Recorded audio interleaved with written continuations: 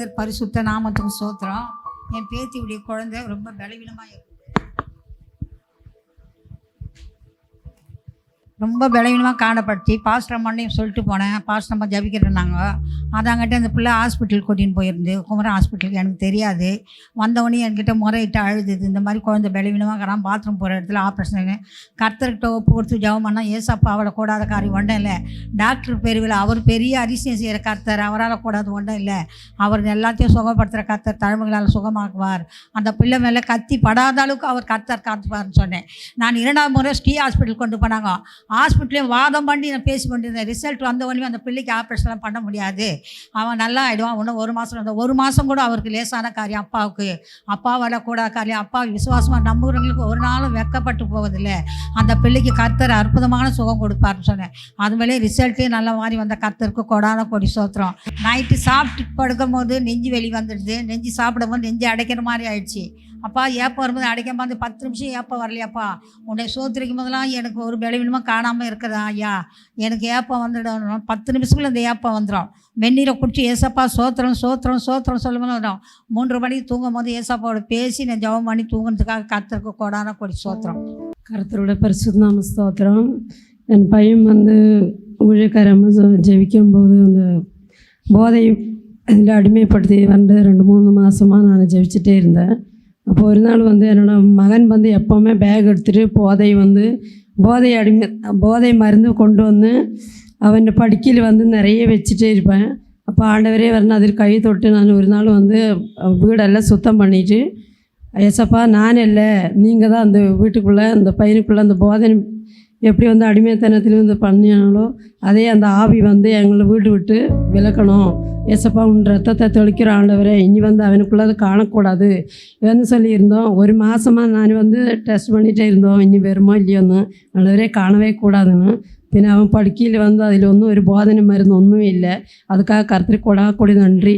எனக்கும் நிர்மூலமாகுது சுத்த கிருபை. ஆனால் ஆவிக்குரிய அதில் வந்து நான் எதுவுமே வளரல. கணவன் 2 பிள்ளைகளும் சம்பாதிச்சது எல்லாம் வந்து நடுவு தெருவில் ஆக்கிட்டேன். ஃபுல்லாக பொருட்கள் தான் வீட்டுக்குள்ளே இவர் சொன்ன போல் ஃபுல்லாக வந்து ஆண்டவர் கொடுக்க வேண்டியது எல்லாமே தேவையில்லாத போதனையில் வந்து அவன் பயன்பட்டு கொண்டிருக்கிறாங்க. விடுதலை தரும்படியாக கர்த்தர் வந்து ஏசப்பா ஊழியக்கார மூலியமாக நல்ல ஜெபம் பண்ணி என் குடும்பத்துக்குள்ள ஒரு சமாதானத்தை தரும்படியாக ஜெபிக்கிறான். கர்த்தருக்கு ஏசப்பாக்கு சோத்திரம். என் கையில் சுத்தமாக காசே இல்லை. ஒரு திராஸ் வாங்கணும், தள்ளடணும். ஐயாட என்ன சொன்னேன், ஐயா ஜோம் பண்ண, நீங்களே போய் ஜோம் பண்ணுங்க.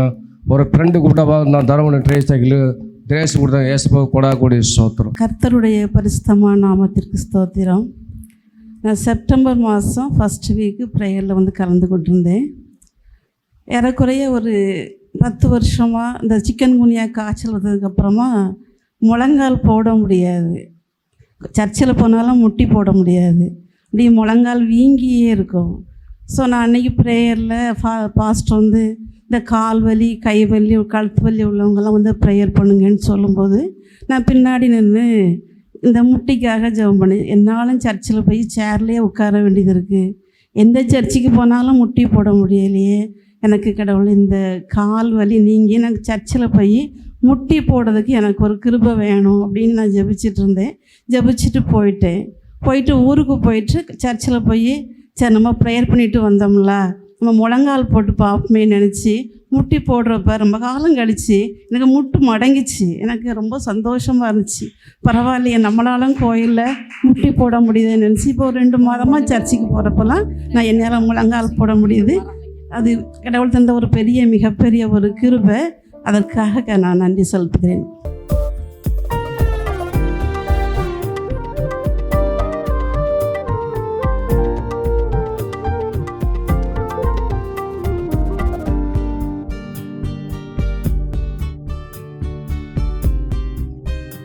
உங்களுக்குள்ள விசுவாசம் இருக்கான்னு நீங்க முதல்ல சோதிக்கணும்.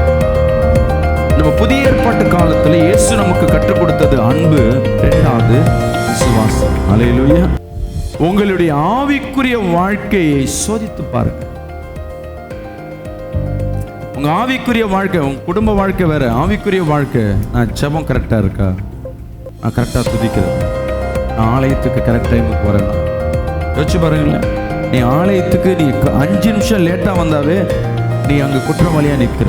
தேவனுக்கு என்ன பண்ணுற, கணக்கு சொல்லுறதுல இடத்துல வந்து நின்றுட்ட.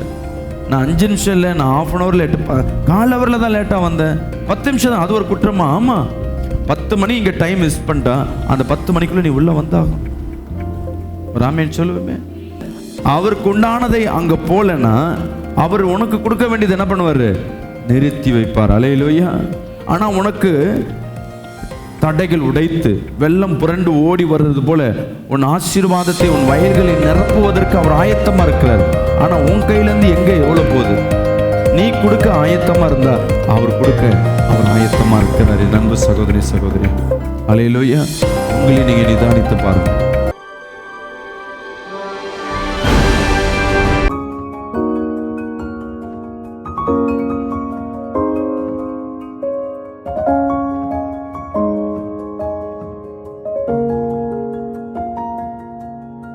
அல்லேலூயா. என்ன சத்தமா? அல்லேலூயா. ஒரு வசனத்தை நாம் படிப்போம். இன்னைக்கு வார்த்தைக்கு நேராய் கடந்து போவோம். இந்த நாள் செய்தியின் தலைப்பு, நீங்கள் உங்களை சோதித்து பார்த்ததா உண்டா? அல்லேலூயா. இன்னைக்கு என்ன தலைப்பு? உங்களே நீங்க சோதித்து பார்த்தது உண்டா அப்படின்னு கர்த்தர் உங்களை என்ன பண்றாரு, கொஸ்டின் கேட்குற ஒரு முக்கியமான தருணமாக இருக்கிறது. அப்படி கண்களை மூடி இந்த தேவ செய்திக்காய் ஜெபிப்போமா. அன்பின் தகப்பனே, உம்மை ஸ்தோத்தரிக்கிறோம் அப்பா, உம்மை துதிக்கிறோம் ஆண்டவரே. துதிகளின் மத்தியில் வாசம் செய்பவரே, உம்மை நாங்கள் ஆராதிக்கிறோம் ஆண்டவரே. இந்த வார்த்தையின் மூலமா எங்களோடு பேசுங்க அப்பா. எங்கள் இருதயத்தில் ஆண்டவரே நினைவுகளை அறிந்திருக்கிறேன். எங்களோடு நீர் ஆண்டவரே இடைபடும்படியாக ஜெபிக்கிறோம். இயேசுவின் நாமத்தில் ஜெபிக்கிற நல்ல பிதாவே, ஆமென். கலாத்தியர் 6ஆம் அதிகாரம் 14ஆம் வசனத்தை வாசிப்போமா. நானோ நம்முடைய கர்த்தராகிய இயேசு கிறிஸ்துவின் சிலுவையை குறித்தே அல்லாமல் வேறு ஒன்றையும் குறித்து மேன்மை பாராட்டாதிருப்பேனாக. அவரால் உலகம் எனக்கு சிலுவையில் அறையுண்டு இருக்கிறது, நானும் உலகத்திற்கு சிலுவையில் அறையுண்டு இருக்கிறேன். மீண்டும் வசனத்தை படிங்க. நானோ நம்முடைய கர்த்தராகிய இயேசு கிறிஸ்துவின் சிலுவையை குறித்தே அல்லாமல் வேறு ஒன்றையும் குறித்து மேன்மை பாராட்டாதிருப்பேனாக. அவரால் உலகம் எனக்கு சிலுவையில் அறையுண்டிருக்கிறது, நானும் உலகத்திற்கு சிலுவை அறையுண்டிருக்கிறேன். அல்லேலூயா. இங்க வசனத்தில் சொல்லுகிறது, நானும்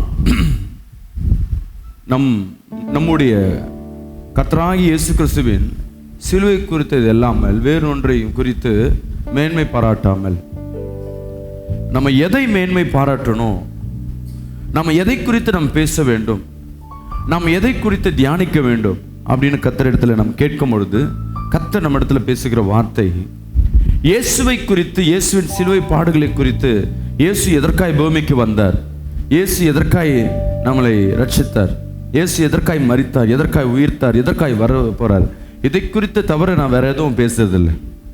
தன்னைத்தானே சோதிக்கிறவன் தான் என்ன பண்ணுவாங்க, தேவனுக்கு பிரியமான மனிதனாய் மாறுவான். அல்லேலூயா. முதலாவது தன்னைத்தானே சோதிக்கப்படுவேன். நான் எப்படிப்பட்டவன், நான் எதை குறித்து பேசுறேன், எதை குறித்து நினைவாய் இருக்கிறேன், சபைக்கு வருகிறேன், சபையில் தேவனை ஆராதிக்கிறேன், வீட்டில் எப்படி இருக்கிறேன், இங்கே இருக்கும்போது தேவன் ஆவிக்குரிய காரியங்கள் பேசுகிறோமா, இல்லை எப்படிப்பட்ட காரியங்கள் நம் நினைவுகளில் பேசுகிறோம், எப்படிப்பட்ட காரியங்களை நாம் பழகி கொள்கிறோம், இதை சற்று நீங்கள் என்ன பண்ணணும், நிதானித்து கொள்ள வேண்டும். அல்லேலூயா. விசுவாசிக்கிற ஆமென் சொல்லுவோமே. படிங்க அந்த வசனத்தை முழுமையா. நானும் நம்முடைய கர்த்தராகிய இயேசு கிறிஸ்துவின் சிலுவையை குறித்தே அல்லாமல், சிலுவை குறித்தே அல்லாமல் வேறு ஒன்றையும் குறித்து மேன்மை பாராட்டாதிருப்பேனாக. ஆமென். அவரால் உலகம் எனக்கு சிலுவையில் அறையுண்டிருக்கிறது, நானும் உலகத்திற்கு சிலுவையில் அறையுண்டிருக்கிறேன். அல்லேலூயா. நம்ம வாழ்க்கை பாடுகள் நிறைந்த வாழ்க்கை தான். நம்ம வாழ்க்கையில் பாடுகள் மத்தியில் தான் கர்த்தர் என்ன பண்ணுவார், ஒரு நன்மையை வைத்திருக்கிறார். யார் அதிகமாய் பாடுகளை சுமக்கிறீர்களோ, யார் அதிகமாய் பாரத்தை சுமக்கிறீர்களோ, தேவன் அவர்களுக்கு அதிகமாக என்ன பண்ணுறார், நன்மைகளை வைத்திருக்கிறார். கடின உழைப்பு இல்லாமல், பாடுகள் இல்லாமல் ஒரு விடுதலை எந்த மனிதனுக்கும் கிடையாது. விசுவாசிக்கிறாமேன்னு சொல்லுவேன். மனுஷன் மட்டும் இல்லை, இந்த உலகத்தில் இருக்க எல்லா ஜீவ ஜந்துக்களும் பாடுகள் அனுபவிக்கிற காரியம்தான். ஒரு இரையை தேடுவதற்கு அது பாடுகள் அனுபவித்து தான் என்ன பண்ணி ஆகணும், போட்டி போட்டு தான், சண்டை போட்டு தான் அது தன் இரையை அடிக்கணும். மாம்சம் சாப்பிடுகிற சிங்கமாக இருக்கட்டும், நரியாக இருக்கட்டும், எதுவாக இருக்கட்டும், இன்னொரு விலங்கை சாப்பிட அடிக்கிறது சும்மா காரியம் கிடையாது. சரி, புல்லை சாப்பிட்றது யாரையும் போராட்டம் இல்லைல்ல, புல்லை எங்கே வேணால் சாப்பிட்லாம்ல. அந்த புல் நல்ல புல் மேய்கிற இடத்துல தான் என்ன இருக்கும், ஆபத்துக்கள் நிறைந்து இருக்கும். எங்கே ஆசீர்வாதம் இருக்கோ அங்கே பிரச்சனைகள் இருக்கும்னு அர்த்தம். இப்போ கர்த்தர் சொல்கிறார், எல்லா விஷயத்தையும் நீங்கள் என்ன பண்ணுமா, நிதானித்து ஆராய்ந்து உங்கள் வாழ்க்கையை வாழ துவங்கினாவே போதும், நம்ம வாழ்க்கை செமையாக இருக்கும். ஒரு ஆமென் சொல்லுவோமே. கலாத்தியர் 6ஆம் அதிகாரம் 1ஆம் வசனத்தை படிப்போமா? சகோதரரே, ஒருவன் யாதொரு குற்றத்தில் அகப்பட்டால் ஆவிக்குரியவர்களாகிய நீங்கள் சாந்தமுள்ள ஆவியோடு அப்படிப்பட்டவனை சீர்பொருந்த பண்ணுங்கள். நீயோ சோதிக்கப்படாதபடிக்கு உங்களை குறித்து எச்சரிக்கையாயிரு. அல்லேலூயா. விசுவாசிக்கிறாமே சொல்லுவோமே. கர்த்தரோ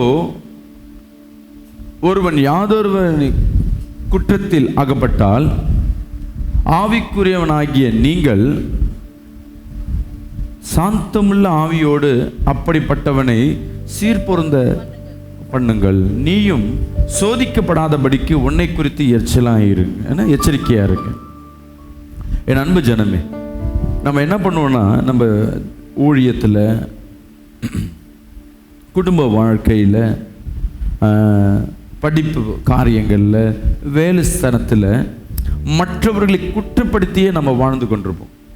எடுத்தவனே சொல்லுவோம், நீங்கள் தான் இதுக்கு காரணம், நான் கிடையாது. நிறைய நேரம் நம்ம பேசுகிற காரியம் என்னென்னா, மற்றவங்க மத்தியில் என்ன பண்ணிவிடுவோம், இதுக்கு எனக்கு சம்மந்தம் இல்லை.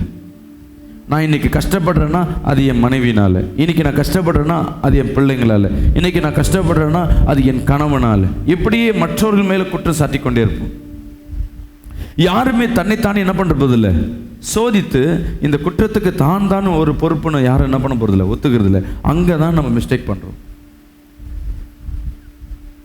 உன் பாவங்கள், உன் குற்றங்கள், நம்ம செய்கிற தவறுகளை நம்மளே என்ன பண்ணணும், நிதானித்தருள வேண்டும். அல்லேலூயா. விசுவாசிக்கிறாமே சொல்லுவோம். இந்த வசனத்தை படிங்க. கர்த்தரே, படிங்கம்மா. ஒருவன் யாதொரு குற்றத்தில் அகப்பட்டால்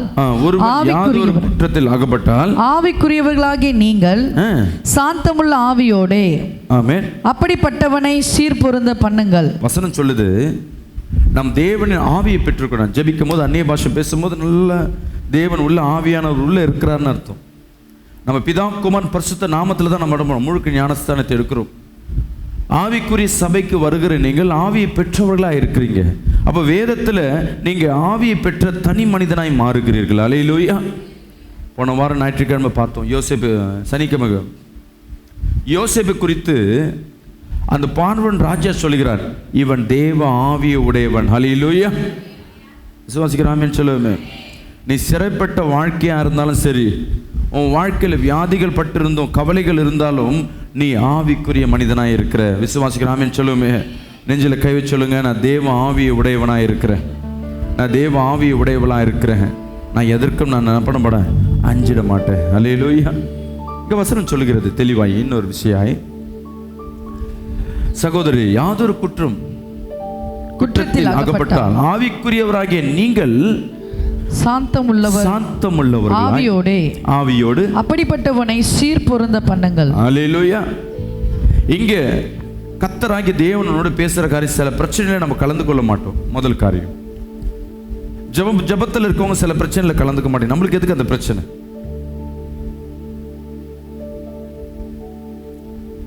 இல்லை, யாராவது தவறு செஞ்சால் அவங்கள என்ன பண்ணணும், நம்ம குற்றப்படுத்துவோம். நீ பாவி, நீ சாத்தானுக்குரியவர். இப்போ சபையில் கூட பார்த்தீங்கன்னா விசுவாசிகள் தவறு பண்ணிட்டா பாஸ்டரோ இல்லை போதகர்களோ என்ன பண்ணுவாங்க, அவங்களை குற்றப்படுத்தும். இன்னொரு விசுவாசியோ என்ன குற்றப்படுத்தும், நீ இப்படி பண்ணலாமா, ஆவிக்குரியவனாக இருக்கிற நீ இப்படி பண்ணலாமா. அவனை என்ன பண்ண மாட்டோம், தேற்றி சபைக்குள்ளே வராதபடி அவர்களை குற்றம் சாட்டி அவர்கள் செய்த தவறுகளை பெரிதுபடுத்தி அவர்கள் என்ன பண்ணுவோம், சபையை விட்டு வெளியே அனுப்பிச்சிடும். போதகரும் செய்வோம், ஊழியம் செய்கிற மற்றவர்களே இதை செய்வோம். குடும்ப வாழ்க்கையிலையும் அப்படிதான். யாராவது ஒருத்தர் தவறு செஞ்சுட்டா அந்த தவறு என்ன பண்ணுவோம், பலூன் போல சின்னதை பெருசாக்கி அவர்களை குற்றவாளியாக மாற்றிட்டு நம்ம நீதிமான் போல மாற்றிட்டு மற்றவர்களெல்லாம் குற்றவாளியாக மாற்றிட்டு நம்ம நிற்க ஆரம்பிப்போம். உன் நண்பன் தவறு செய்வான், சில நேரங்களில் உன் நண்பனை ஒதுக்கி வைப்ப, சில நேரங்களில் கண்டுக்காமல் இருப்ப. நான் அடிக்கடி இந்த வசனத்தை சொல்லுவேன்.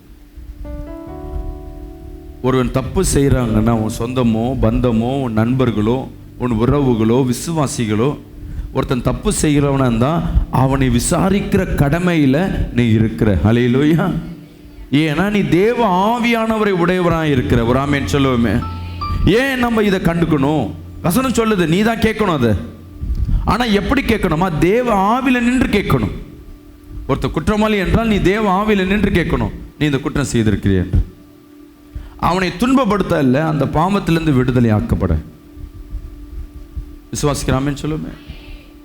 எப்படி? ஒரு ஹாஸ்பிட்டலுக்கு நம்ம போகிறோம். எனக்கு ஹார்ட் அட்டாக் திடீர்னு. நான் சின்ன வயசுலேருந்து எனக்கு ஃபேமிலி டாக்டர்னு ஒரு டாக்டர் இருப்பாங்க, அவங்க ஜுரத்துக்கெல்லாம் பார்ப்பாங்க. திடீர்னு ஹார்ட் அட்டாக் வருது. நான் டாக்டர்கிட்ட போகிறேன். டாக்டர் சொல்கிறாரு, இது ஹார்ட் சம்மந்தப்பட்டதெல்லாம் நான் பார்க்கல, நான் வெறும் MBBS தான். நீங்கள் நான் ஒரு ஸ்பெஷல் டாக்டர்கிட்ட சொல்கிறேன், நீங்கள் அங்கே போய் பாருங்கள். நான் சொல்கிறேன், இல்லை நீங்கள் தான் பார்க்கணும், நீங்கள் பார்த்தா தான் எனக்கு ஓகே. இல்லைண்ணா அவர் சொல்கிறேன், நான் படிக்கவே இல்லை இதுக்காக நான் பார்க்குறது வேஸ்ட்டு. இப்போ அந்த டாக்டர் என்ன சொல்லணும்? கடைசி வரையும் என்னை திருப்திப்படுத்த அவர் மருந்து கொடுத்தாருன்னா நான் இறந்து போயிட்டேன்னா அதுக்கு காரணம் யாரு? டாக்டர். ஏன்னா அவருக்கு தகுதி இல்லை, அவர் தவறான மருந்தை என்ன பண்ணுறார்? ஏன்னா திருப்திக்காக அவர் செய்கிறார். விசுவாசிக்கிறாமேன்னு சொல்லுவேன். ஹல்லேலூயா. இப்போ எனக்கு ஹார்ட் அட்டாக், நான் டாக்டர்கிட்ட போகிறேன். டாக்டர் என்ன சொல்கிறேன்? அதெல்லாம் ஒன்றும் இல்லைப்பா, இந்த மருந்து சாப்பிட்டு சரியாக போயிடும் அப்படின்னு சொல்லிட்டு அந்த பிரச்சனையை பெருசாக நினைக்காம உன்னை அனுப்பிச்சி விட்டுறாரு. நீ போய் இறந்து போகிற. அதுக்கு யார் காரணம்? ஏன் அதை சரியாய் கவனிக்கல. அதை என்ன பண்ணுறாங்க? சாதாரணமாக நினைத்து ஒன்றில் நினச்சி அதை பெரிதாக எடுத்துக்கொள்ளாமல் அதை தள்ளி விட்டதுனால ஒரு உயிர் போயிடுச்சு. அதே டாக்டர், நீ என்கிட்ட தானே பார்க்கணும் ஆசைப்படுற, சரி பரவாயில்லன்னு சொல்லிட்டு ஒரு டாக்டரை அழைத்து, ஆர்ட் ஸ்பெஷலிஸ்ட் கூட அழைத்து, அவர் கூட வச்சுட்டு அந்த மருந்தெல்லாம் எழுதி கொடுத்து அவருக்கு ட்ரீட்மெண்ட் பார்த்து அவர் பழைத்து கொண்டார்னா அதுக்கு யாருக்கு மதிப்பு? அதுக்கு அந்த டாக்டர். அதே போல தான் உன்னோடு இருக்கிற உன் நண்பர்கள் தவறு செஞ்சா, இன்னைக்கு நிறைய வாலிப பிள்ளைங்க வாழ்க்கையில் இப்படிப்பட்ட காரியங்கள் நடந்து கொண்டு இருக்கு. என்ன காரியம்? தன் நண்பன் தவறு செய்வான், ஒரு பொண்ணை சைட் அடிப்பான், லவ் பண்ண ஆரம்பிப்பான். இல்லை ஒரு பொண்ணை இன்னைக்கு இருக்குல்ல, அது ட்ரெண்டு. ஒருத்தனை தான் லவ் பண்ணால் அது வந்து மானக்கேடு. லவ் பண்ணலைன்னா அது பெரிய தேசக்குரோதம்.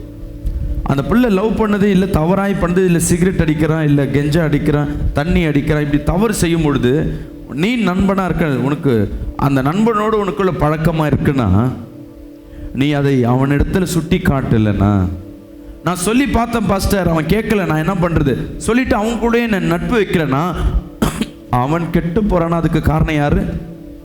நீதான். அல்லேலூயா. ஒருவரை ஒருவர் சோதித்து ஒருவருக்கு ஒருவர் புத்தி சொல்வதில் முந்திக் கொள்ள வேண்டும். நீ ஆவிக்குரிய மகன், நீ ஆசீர்வதிக்கப்பட்டவன், நீ உள்ள இருக்க தேவ ஆவியானவரோட உதவியோடு நீ ஒரு ஆலோசனை சொல்றனா கரெக்டா இருக்கும். நம்ம என்ன பண்ணணும்? நம்ம கூட இருக்க அக்கம் பக்கத்தில் நம்ம அதிகமாக பேசுகிறவங்க என்ன பண்ணுவோம்? அநியாய வட்டி வாங்குவாங்க, நல்லா வாழ்க்கை இருப்பாங்க. அவங்க அந்த அநியாய வட்டி மூலமாக உனக்கு ஏதாவது நல்லது செய்து கொண்டே இருப்பாங்க. அவங்க வட்டிக்கு விட்டால் தான் உனக்கு நல்ல வாழ்க்கை. ஆனால் வசனம் சொல்லுது நீ அநியாய வட்டி விடக்கூடாதுன்னு. நீ துணிஞ்சு சொல்ல மாட்டேன், சொன்னாலும் அவங்க கேட்க மாட்டாங்க. நம்ம என்ன பண்ணுவோம்? அவங்க கிட்ட வருகிற சின்ன உதவினால அதை கண்டுக்காமல் இருப்போம். அல்லேலூயா. அப்போ அவங்க செய்கிற தவறுக்கு நீ என்ன பண்ணுற? பங்காளியாய் மாறுகிறாய். அல்லேலூயா. விசுவாசிக்கிறோம். ஆமென் சொல்லுவேன். ஆம் என் அன்பு சகோதரி சகோதரி, கர்த்தராகிய தேவன் உன்னோடு பேசி கொண்டிருக்கிறார். கர்த்தருடைய வல்லமை இங்கே உன் மத்தியில் இறங்கி கொண்டிருக்கு. அல்லேலூயா. விசுவாசிக்கிறோம். ஆமென் சொல்லுவேன். கர்த்தருடைய வல்லமை இங்கே இருக்கிற ஒவ்வொருத்தர் மத்தியில் இறங்கி கொண்டிருக்கு. ஒருவர் விசாரிக்கிறதுல ஆயத்தமா இருங்க. ஒரு விபச்சாரி இயேசுக்கு முன்பாக கொண்டு வர்றாங்க. அவரை கல்லறிய வேண்டும் என்று என்ன பண்றாங்க? எல்லாம் வகை தேடுறாங்க. இயேசுக்கு முன்பாக வந்துட்டாங்க. இயேசு தவறான தீர்ப்பு கொடுத்தா என்ன பண்ணிடணும்? அந்த கல்லடி இவருக்கு மேலே விடணும். ஏசு என்ன பண்ணிடலாம், ஏப்பா இந்த பொண்ணுக்கு எனக்கு சம்மந்தம் இல்லைன்னு அமைதியாக போயிருக்கணும். இவர் தப்பிக்கணும்னா ஒரே வழி அமைதியாக போயிட்டேன்னா தப்பிச்சுக்கலாம். ஆனால் தவறாக சொன்னால், இல்லை இந்த பிள்ளைய கல்லறின்னு சொன்னால் இவர் சொல்கிற மன்னிப்பு என்ற அந்த போதகத்துக்கு எதிர்ப்பாக இருக்கிறது. அதை வச்சுட்டு இவர் அட்டாக் பண்ணுவாங்க. அடிக்கக்கூடாதுன்னா அந்த நாட்டின் சட்டத்துக்கு விரோதமாக செய்கிறாங்கன்னு சொல்லி அவங்கள இயேசுவை அடிக்க ஆரம்பிச்சிடுவாங்க. இந்த பொண்ணையும் அடிப்பாங்க, இந்த இவரையும் அடிப்பாங்க. இயேசு பாருங்க முதலாவது சொல்கிறார், யார் இந்த பொல்லை கல் எறிய விரும்புகிறீங்களோ அவங்க யார் பாவம் செய்யாதவர்களாக இருந்தால் என்ன பண்ணுங்க, முதலாவது கல் எறிங்க. எல்லாம் விட்டுட்டு போயிட்டாங்க. அப்போ இந்த பிள்ளை என்ன பண்ணுறார் ஏசப்பா, முதலாவது காப்பாற்றிட்டார். இப்போ அந்த பிள்ளைக்கு நன்மை செஞ்சுட்டார்.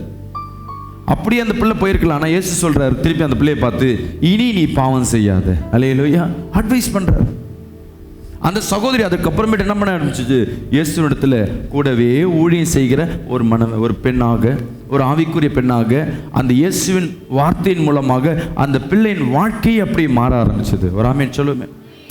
எத்தனை பேர் வாழ்க்கை உங்களுடைய போதக மூலமாக, நீ கற்ற சத்தியத்தின் மூலமாக சபைக்கு வரீங்க, தொடர்ந்து சபைக்கு வரீங்க, சபைக்கு வந்து கேட்ட சத்தியத்தின் நிமித்தமாக எத்தனை பேர் மனம் மாறி இருக்காங்க?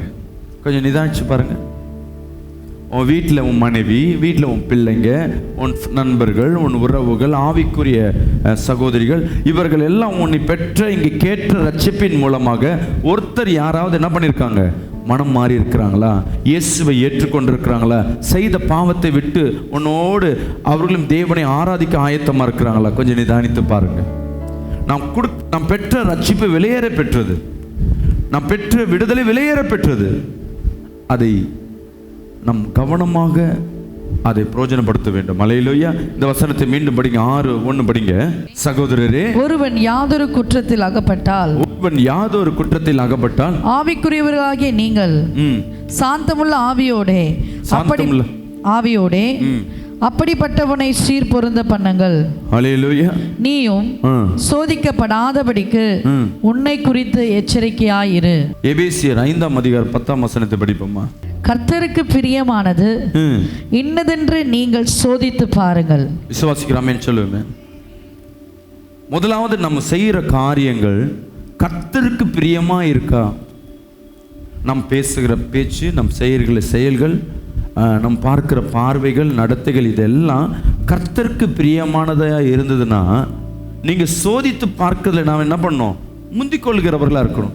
என் அன்பு சகோதரி, உங்களை நீங்கள் நிதானித்து பாருங்க.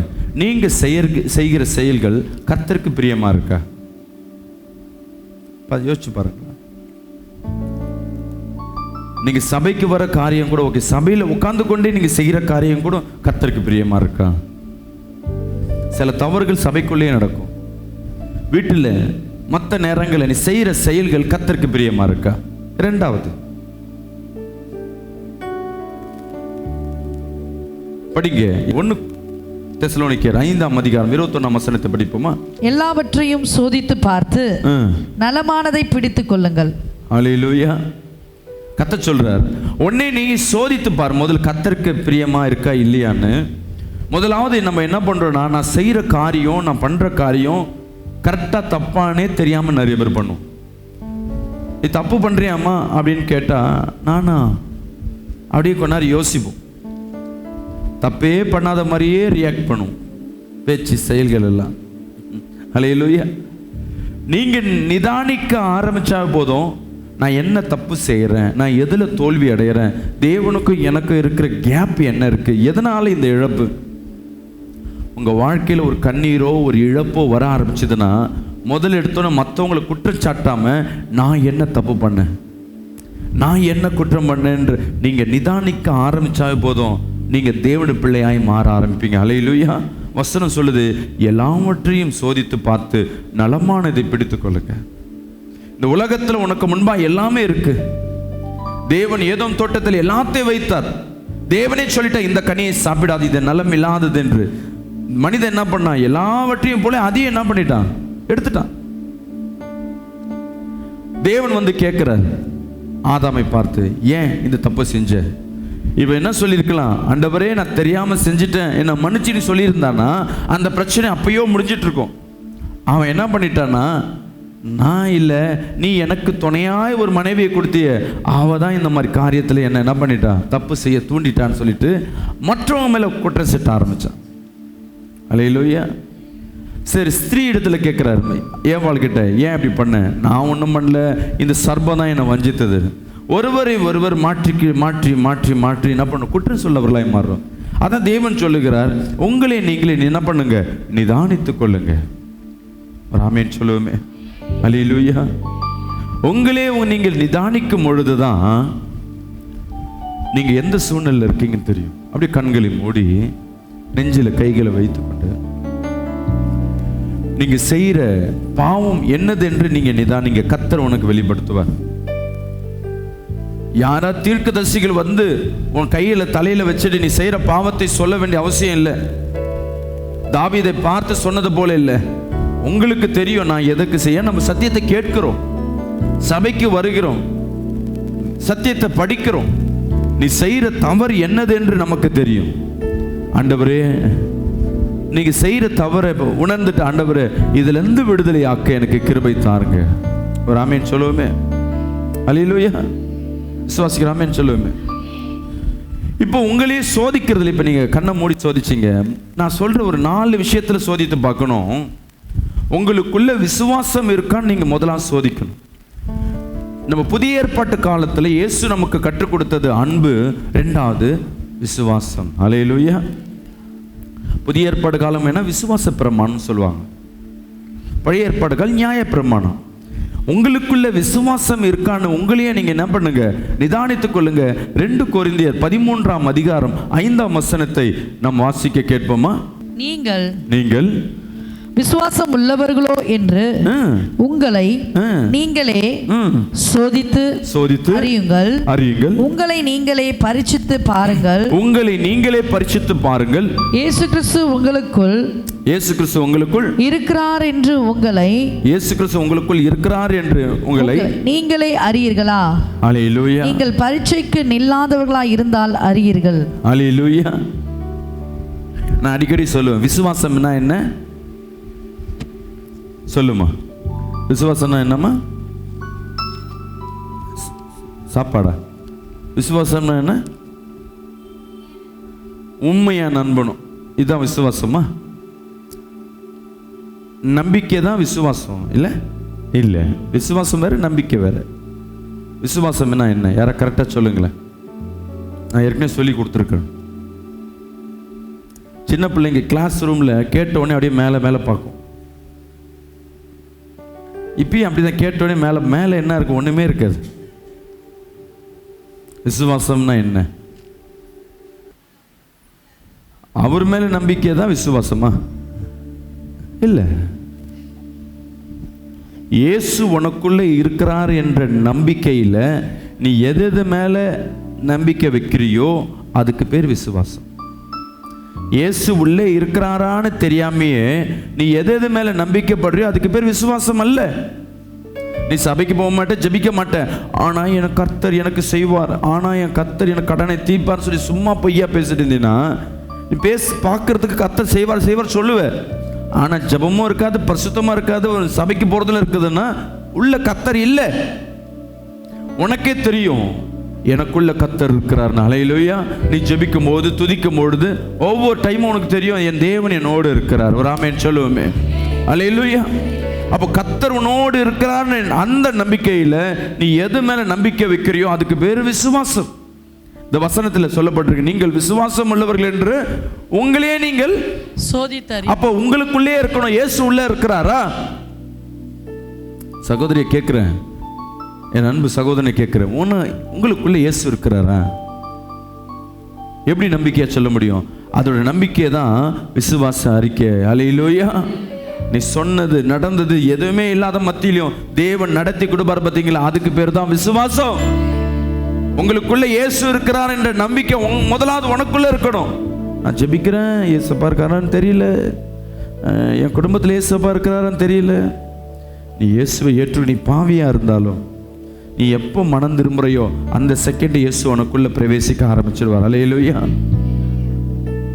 நீ எவ்வளவு துரோகியா இருந்தாலும் இயேசுவை விட்டு எவ்வளோ விலகி போனாலும் ஒரு விஷயம் இயேசுவை நேசிக்கும் பொழுது, பாவத்தை அறிக்கை செய்து விடும் பொழுது கர்த்தர் உன்னை ஆசீர்வதிக்கிறவரா இருக்கிறார். அல்லேலூயா. ஆமென். அன்பு சகோதரி சகோதரி, அந்த வசனத்தை மீண்டும் படிப்போமா? நீங்கள் விசுவாசம் உள்ளவர்களோ என்று உங்களை நீங்களே சோதித்து அறியுங்கள். என்று நீங்களே உங்களை சோதித்து அறியுங்கள். உங்களை நீங்களே பரிசித்து பாருங்கள். உங்களை நீங்களே பரிசித்து பாருங்கள். இயேசு கிறிஸ்து உங்களுக்குள் இருக்கிறாரா என்று. இயேசு கிறிஸ்து உங்களுக்குள் இருக்கிறாரா என்று உங்களை நீங்களே அறியீர்களா? உங்களை நீங்கள் அறியீர்களா? நீங்கள் பரீட்சைக்கு நில்லாதவர்களா இருந்தால் அறியீர்கள். விசுவாசிக்கிறாமே சொல்லுவோமே. நீங்க சில பேர் எக்ஸாம் படிச்சவங்க தான் எக்ஸாம் எழுதுவாங்க. கர்த்தர் சொல்ற, நீ எக்ஸாம் எழுதுறியோ இல்லையோ முதல்ல உன்னை சோதித்துப்பார். பரலோகத்துக்கு போறியோ இல்லையோ, கிறிஸ்துவை ஏற்றுக்கொண்ட என் அன்பு ஜனமே, உன் இருதயத்துக்குள்ள இயேசு கிறிஸ்து இருக்கிறாரா கொஞ்சம் நிதானித்து பாருங்க. விடுதலைக்காய் ஓடி வந்திருக்கிற என் அன்பு சகோதரி, என் இருதயத்தில் இயேசு இருக்கிறாரா? உனக்குள்ள இயேசு இருக்கிறாருன்னா எப்படி இருக்கும் விசுவாசம்? இந்த பலவீனத்தை நீயே ஜெபம் பண்ணு. இயேசு நாமத்தில் இந்த பலவீனம் போட்டோன்னா போகும். விசுவாசம் மேலான காரியத்தை செய்யும். அல்லேலூயா. இயற்கைக்கு அப்பாற்பட்ட காரியங்கள் விசுவாசம் பிறப்பிக்கும். முடியாதவைகள் எல்லாவற்றையும் முடித்து காட்டும். விசுவாசிக்கிறாமே செய்வோமே. உன் வாழ்க்கையில் அற்புதங்கள் நிறைந்த, தினந்தோறும் அற்புதங்களாய் பார்க்கிற சூழ்நிலை கர்த்தர் உண்டு பண்ணுவார். அல்லேலூயா. உனக்குள்ள கர்த்தர் பிரவேசிக்க பிரவேசிக்க உன் பார்வைகள், பேச்சுகள் எல்லாம் என்ன பண்ணும்? விசுவாசத்தை குறித்தே இருக்கும். கையில ஒன்னே இருக்காது, ஆனா பெரிய பெரிய காரியங்களை செய்வேன். கடனோடு தான் இருப்ப, மற்ற கடனை என்ன பண்ணுவ? விசுவாசத்தில் முடிப்ப. உன் வியாதி விசுவாசத்தில் சுகமாகும். உன் குடும்பத்தில் விசுவாசத்தை நிமித்தமா எல்லாம் மனம் மாறப்படுவாங்க. குடிகார கணவன் மனம் திரும்ப ஆரம்பிப்பாங்க. ரட்சிக்கப்படாதவங்க உன் விசுவாசத்தை நிமித்தமாக அவர் ரட்சிக்குள்ள வருவாங்க. காரணம், உனக்குள்ள ஆழ்ந்த விசுவாசம் இருக்கணும். கரங்களை தட்டியாமே சொல்லுவேமே. சொல்லுங்க, எனக்குள்ள இயேசப்பா இருக்கிறார். நீங்களே இதை முதல் சோதிங்க. எனக்குள்ள இயேசு இருக்கிறாரா? முதல் நம்ம ஆயத்தமாய் தகுதியாயிரும். ரெண்டாவது படிங்க, மல்கியா 3:10. தேவனுக்கு கொடுக்கறதுல என்ன பண்ணும்? நீங்க சோதித்து பாருங்க. தேவனுக்கு கொடுக்கறதுல சோதித்து பாருங்க.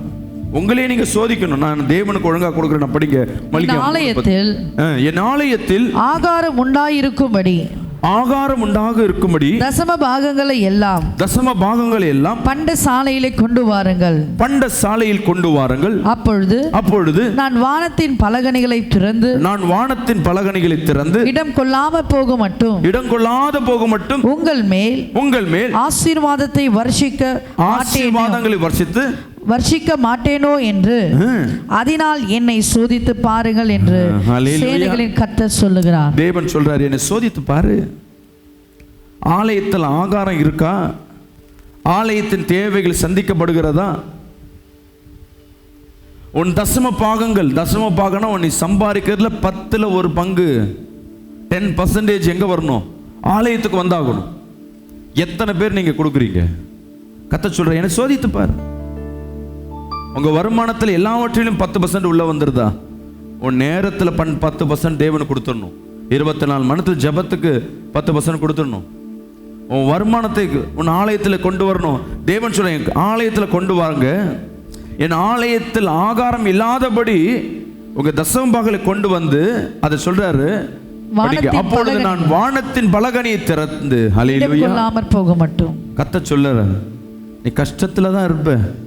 இந்த தசம பாகம் கொடுக்கறதுக்கு நீ என்ன பண்ணுவ? கஷ்டமா தான் இருக்கும். அந்த பணம் இருந்தால் உன் குடும்பத்தை நடத்தலான்னு. ஆனா அது கர்த்தருடைய பங்கு. அல்லேலூயா. உங்களே நீங்க சோதித்து பாருங்க. சில பேர் தசம பாகம் கரெக்டாக கொடுத்தா பிரச்சனை இல்லை. சபையில் வாடகை கட்டுறதுலேருந்து கரண்ட் பில் கட்டுறதுலேருந்து ரொம்ப கஷ்டப்படும். போன மாதம் ஒரு கேஸ் இல்லை, அதனால் கடைசியாக போய் பெட்ரோல் பங்க்கில் போய் கேஸ் அடிச்சுட்டு வந்து சமையல் ஆக்கும். காசு இல்லை. இங்கே பண்டக சாலையில் என்ன பண்ண இருக்கு? குறைகள் இருக்கு சபைகள். எத்தனை பேர் உங்கள் தசம பாகத்தை உங்கள் ஆலயத்தில் கொண்டு போய் செலுத்துறீங்க? வசனம் சொல்லுது. தேவன் சொல்றார், வானத்தின் பலகணிகளை திறந்து உன என்ன பண்ணுவோம்? பொக்கிஷங்களை நிரப்புவேன். என்னை சோதித்து பார். நான் அநேக நேரம் நான் என்ன பண்ணியிருக்கேன்? நான் தேவனை சோதித்து பார்த்துருக்கேன். கையில் வருமானமே இருக்காது. ஆனால் இருக்கிற வருமானத்தை என்ன பண்ணுவோம், அதில் 10ல் ஒரு பங்கு கொடுத்தனா அந்த மாதம் குடும்பத்தை நடத்த முடியாது. வேலை செய்யும் பொழுது பரவாயில்லை, தேவன் என்னை சோதித்து பாருன்னு சொல்கிறாரு, செஞ்சு பார்ப்போன்னு.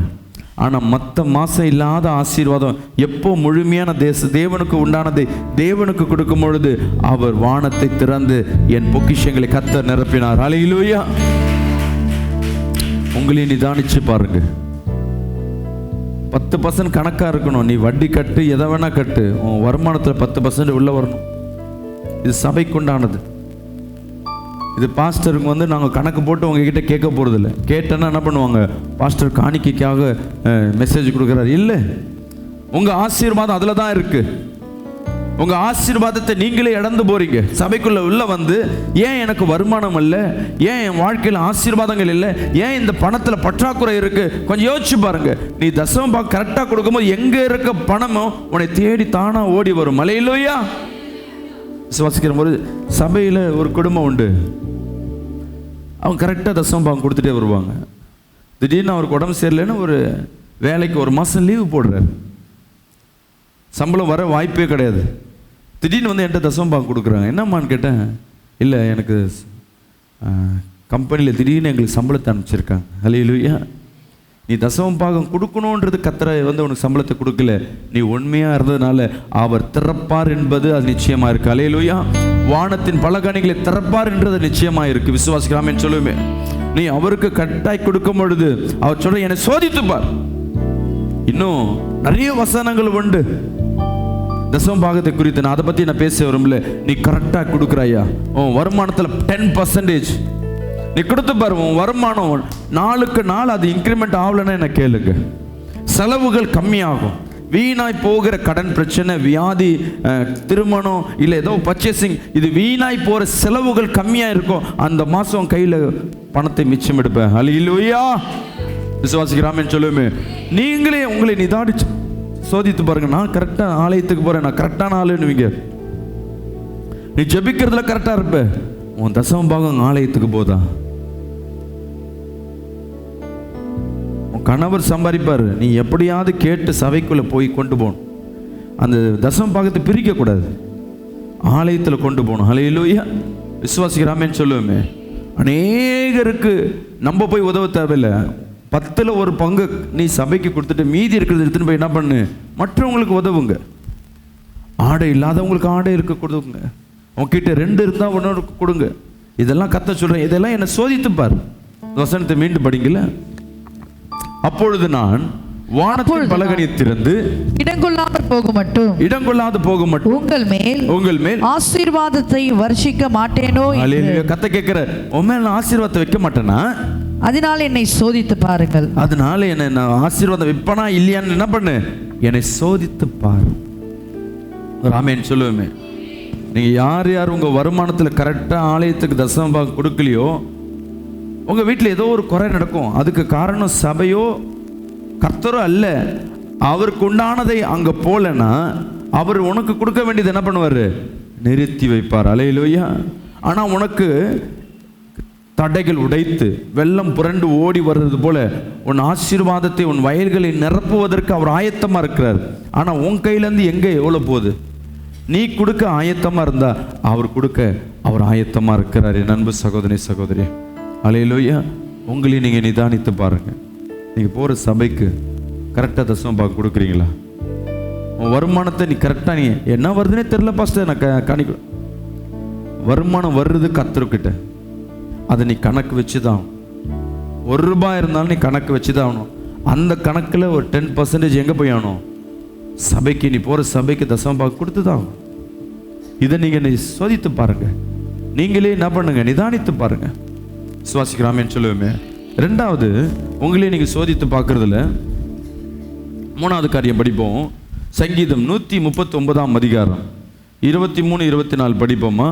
தேவனே என்னை ஆராய்ந்து என் இருதயத்தை அறிந்து கொள்ளும், என்னை சோதித்து என் சிந்தனைகளை அறிந்து கொள்ளும்.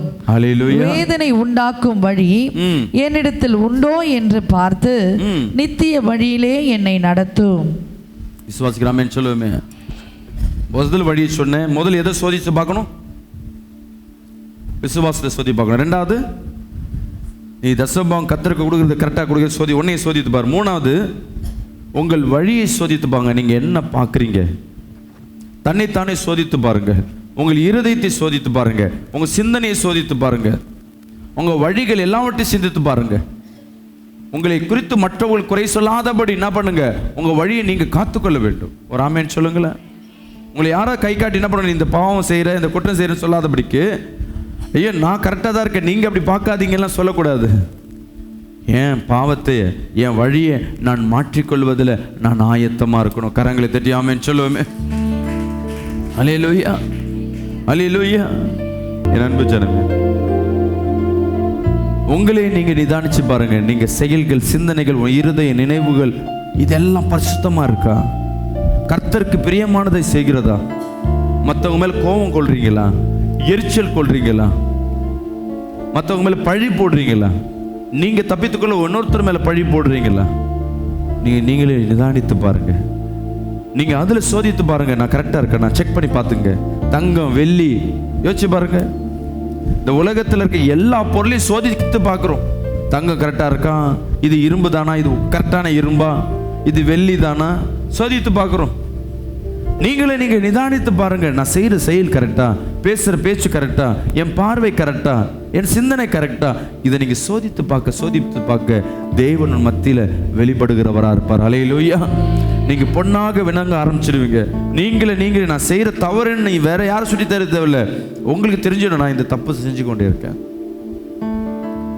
நீங்கள் அதை நிதானிச்சிட்டாவே தேவனிடத்தில் அதுலேருந்து நம்மளால் வெளியே வர முடியாது. சில விஷயத்தில் நீங்களே விட்டுட்டு வெளியே வரலாம், சில விஷயத்தில் வெளியே வர முடியாது. அந்த டைம் ஆண்டவரே எனக்கு உதவி செய்யுங்க, இதுலேருந்து நான் வெளியே வர எனக்கு கிருபை தாருங்க. நீ கேட்க கேட்க கேட்க கர்த்தர் அதுலேருந்து உனக்கு ஒரு விடுதலை கொடுப்பார். ராமேன்னு சொல்லுவோமே.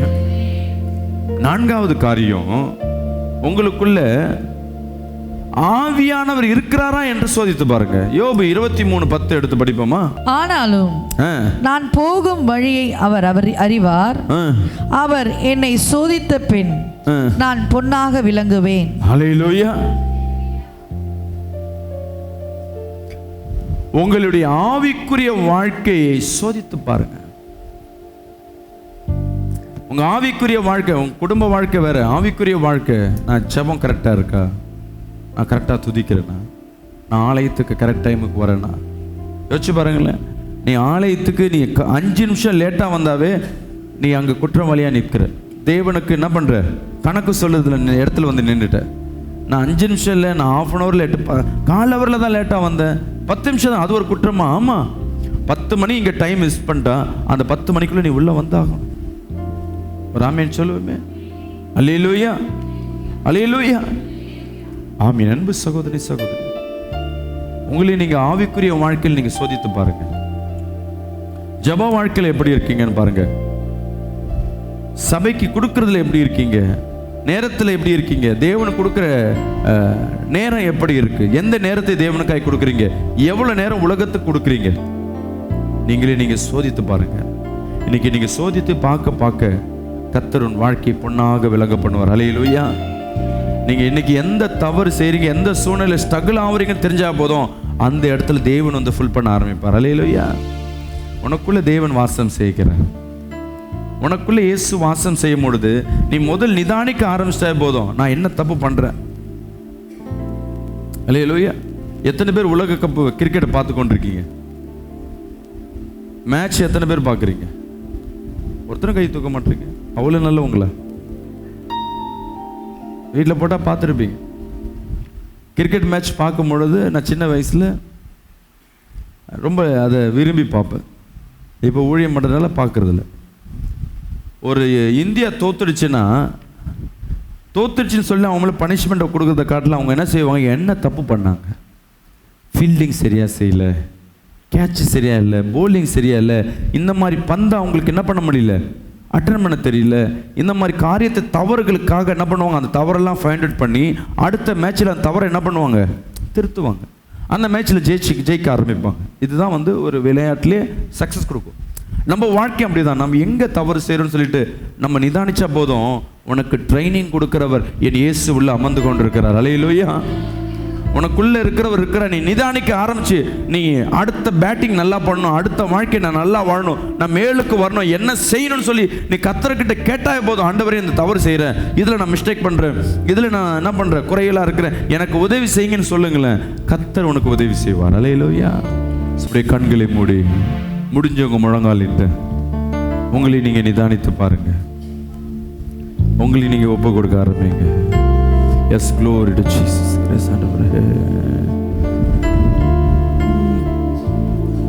உனக்குள்ள கர்த்தர் இருக்கிறார்மா. உன்னை நீயே சோதித்து பார்ப்பீர் என்ற நீ எந்த இடத்துல அவமானப்பட்டு போக மாட்டார். நீ எந்த இடத்துல கண்ணீர் விட்டு போவதில்லை. கர்த்தர் உன் பட்சத்திலே நிற்கிற. நீ விசுவாசம் உள்ளவனாய் பாரு. நீ கர்த்தருக்கு கொடுக்கறதுல கரெக்டாக இருக்கிறியான்னு பாரு. உன் வாழ்க்கை, பேச்சு, சிந்தனையெல்லாம் கொஞ்சம் செக் பண்ணி பாருங்க. உன் ஆவிக்குரிய வாழ்க்கை கரெக்டாக இருக்கான்னு கொஞ்சம் சிந்தித்து பாருங்க. நீங்கள் உங்களை சிந்தித்து பார்க்க பார்க்க பார்க்க கர்த்தர் உனக்கு பலன் கொடுக்கிறவராக இருக்கிறார். நீ ஆரம்பம் உன் வாழ்க்கை கசப்பாக தான் இருக்கும். ஆரம்பம் உன் வாழ்க்கை மேலே ஃபுல்லாக இருளடைஞ்ச வாழ்க்கையாக தான் இருக்கும். கடைசியில் உன்னையும் குடும்பத்தையும் கர்த்தர் பொன்னாக வைப்பார். நேரில் பார்த்து கொண்டிருக்க ஒவ்வொருத்தர் மத்தியிலே தேவ வல்லமை இப்பொழுது இறங்கும்படிய செபிக்கிறோம். ஒவ்வொருத்தர் கத்தராகிய தேவ வல்லமை தொடும்படிய செபிக்கிறேன். ஒவ்வொருத்தரும் சோதிக்க ஆண்டவரே ஒரு நினைவுகளை கொடுத்தமைக்க நன்றி. தன்னைத்தானே சோதிக்க ஆண்டவரே கிருபை கொடுத்தமைக்க நன்றி அப்பா. நீர் அவர்களுக்கு பலனாய் இருந்த ஆண்டவரே அவர்களை பலப்படுத்துவீராக, அவர் தடைகளை உடைப்பீராக, எல்லாம் அவர்களை துன்பப்படுத்துகிற அப்பா, அவர்களை வழியை சேதப்படுத்துகிற ஆவிக்குரிய வழியை சேதப்படுத்துகிற எல்லா காரியங்களை நிர்மூலமாக்கி போடுவீராக. இப்பொழுது நம்முடைய வல்லமை ஒவ்வொரு வீட்டுக்குள்ள இறங்கும்படியாய் செபிக்கிறோம். ஒவ்வொரு வீட்டையும் தொடுவீராக, ஒவ்வொரு குடும்பத்தை தொடுவீராக. தேவ வல்லமை இப்பொழுதே ஆளுகை செய்யட்டும். இயேசுவின் நாமத்தில் ஜெபிக்கிற நல்ல பிதாவே, ஆமென்.